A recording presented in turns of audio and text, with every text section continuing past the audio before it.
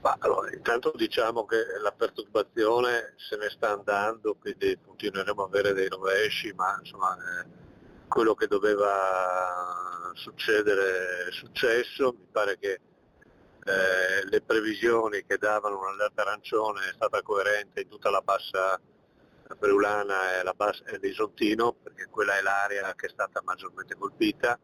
La perturbazione se ne sta andando, dice l'assessore alla protezione civile Riccardo Riccardi, ma è stata molto violenta, più delle precedenti, e adesso inizierà la conta dei danni, soprattutto a Lignano, Fiumicello e San Lorenzo Isontino.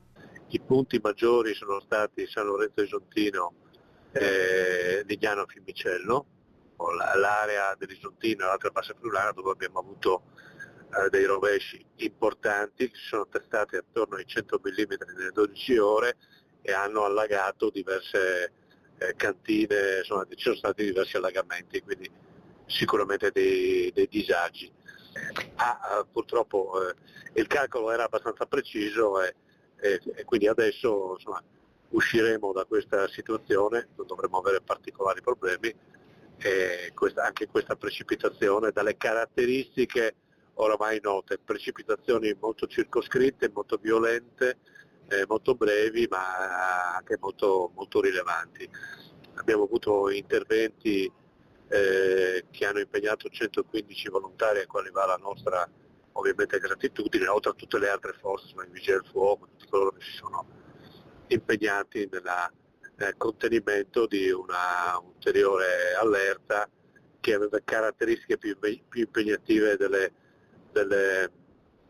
delle occasioni precedenti. Una prontezza dimostrata ancora una volta da parte di tutti coloro, tra volontari e vigili del fuoco, che si sono prodigati per risolvere l'emergenza che però, grazie alle precise previsioni, non ha colto di sorpresa gli operatori. Abbiamo già stanziato in circa una decina di comuni interventi di messa in sicurezza di opere pubbliche per circa 800.000 euro. In ogni caso non verrà fatta richiesta di stato di emergenza. No, io non vedo queste condizioni che riguardino noi legate alla coerenza della dimensione degli effetti dell'evento in relazione alla condizione di richiesta di calamità, insomma, non credo che ci siano le caratteristiche.